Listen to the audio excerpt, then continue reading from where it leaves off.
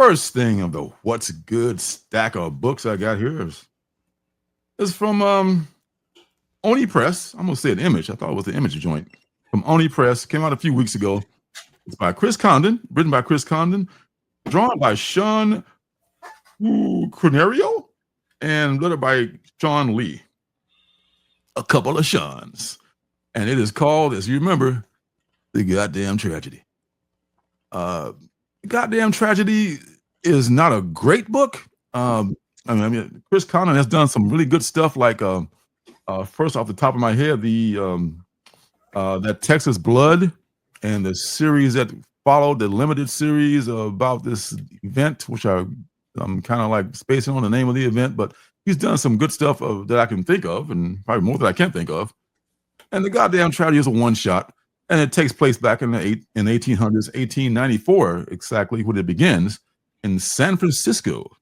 And there's this gentleman named J.M. Rapp, who was like a newspaper man back then. Back then, newspapers were all the rage, because it's like being head of the internet, And this woman comes into his office and says, "Mr. Rupp, I beg to differ with you on your assessment of your story you wrote called The Goddamn Tragedy. It appears that you are wrong, because I was the person who survived that tragedy." And she goes on to say that she was a little girl who was involved in that. And this really is a sad story of just really a man who couldn't take direction, and he was just a foolish guy and wouldn't listen to reason. The woman goes on to explain how the story actually happened.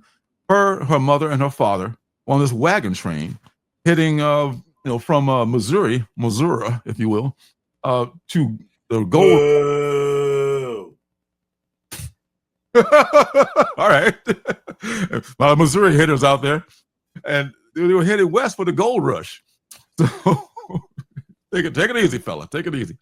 Kansas City is not represented in this book, but they were headed west for the gold rush, and they were this long train of people like with stars in their eyes, like, hey, there's gold in them dar hills out there in San Francisco. And they were heading that way, and her father runs into this fucking guy who's selling a map. And the map, his father just an all-day sucker, a slow poker, a black cow, whatever you want to call it. And he just a sucker among suckers, and the guy gives him the father gives the guy his last bit of money against the better judgment of his wife and everything. He says, "This is a shortcut to California. We're going to get there before then. We'll be sifting gold before you know it." She's like, "Oh God, you didn't give him money for that thing, did you?" So he takes the map from the guy. They break off from the wagon train and head on this shortcut, like I was afraid to get there faster. But it turns out this shortcut passes through this mountain range, which allegedly is haunted. They're moving along just fine. I say, "Hey, well, I know it's only one wagon full of us. We got 2 mules and a wagon, and the 3 of us, and we'll cross that mountain just fine. Won't we? We'll be fine." Crossing the mountain ain't no joke, man. And they run into this, of course, all kinds of trepidations as they're trying to cross the mountains, like the weather, and of course they lose the hood of the covering of the wagon and shit. Just like the chickens escaped, and they were, I guess, having they were like laying eggs, so they would eat eggs and shit like that. So the chickens got away once the cover blew off the wagon. They got really bad. It started snowing once they got to the top of the mountain. They had to eat the mules that were pulling the fucking wagon. But now they ain't got no way to pull the wagon anymore. And shit gets worse and worse and worse from there. And it's a goddamn tragedy.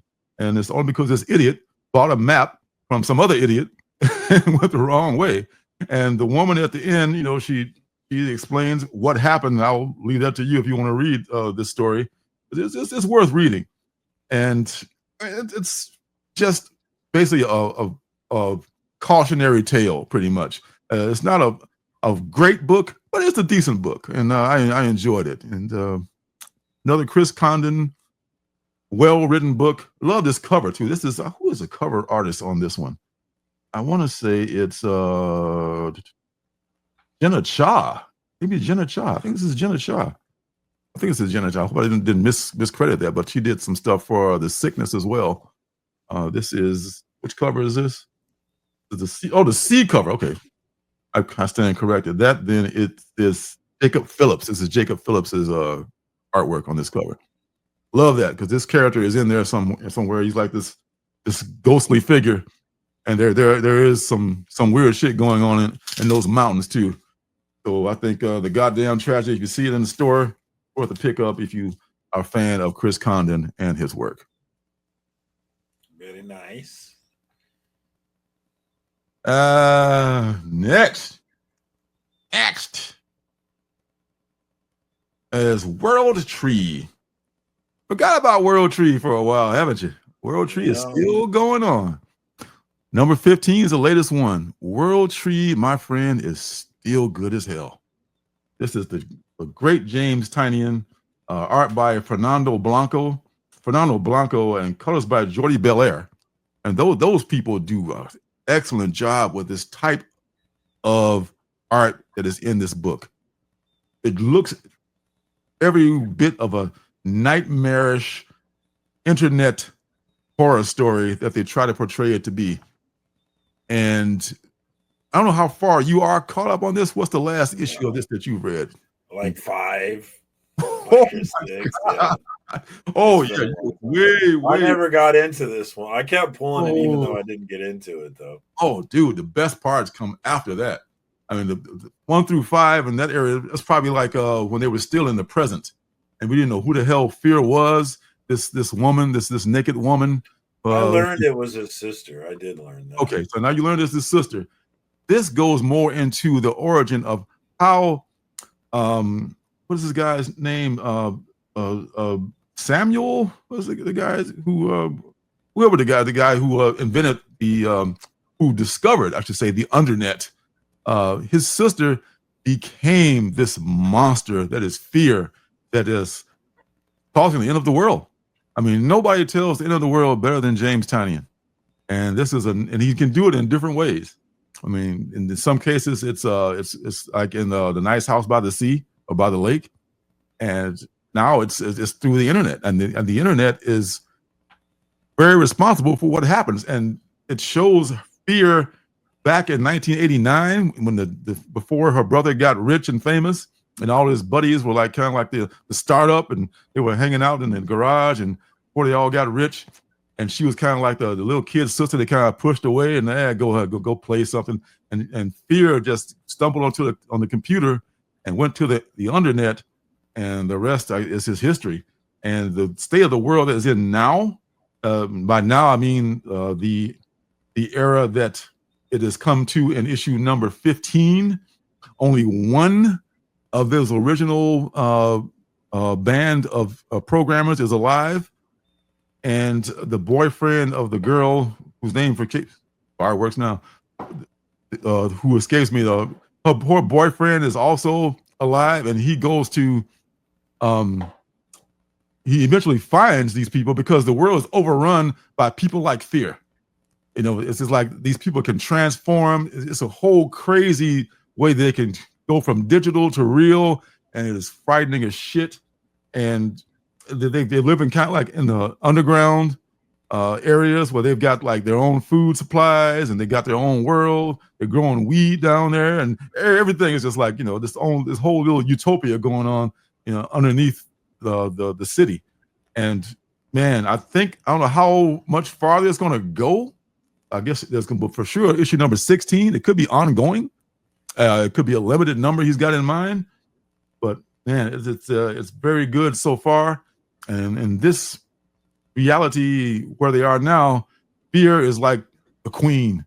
You know, she's sitting on the throne. She's ruling the world, and she has a bunch of other, you know, people doing her bidding for her.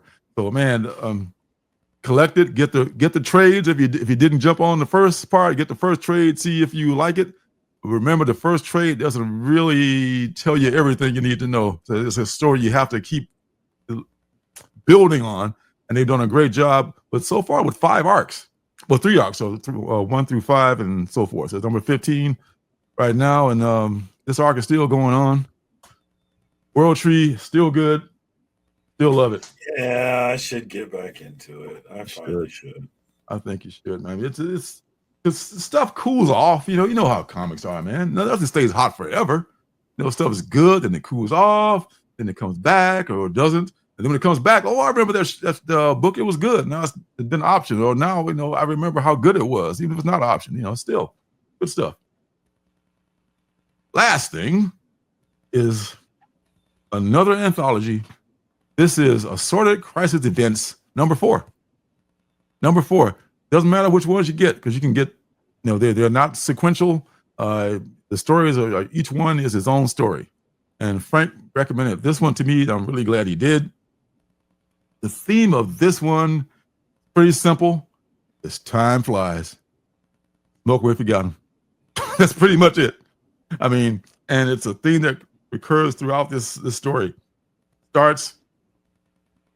Everyone has their own story in this universe. I mean, time is like become disjointed and all that. Keep that in mind. That's one thing that ties it together, is that time is out of whack. Time is just going crazy, and people are appearing from all, and things are appearing from all walks of time and all walks of life and all that stuff.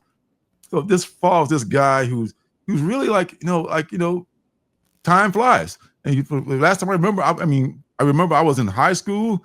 Oh, I was in grammar school. Then I was in high school. Then shit, before you know it, I'm in college and I'm getting a job. And what do I even do with this job? I don't remember.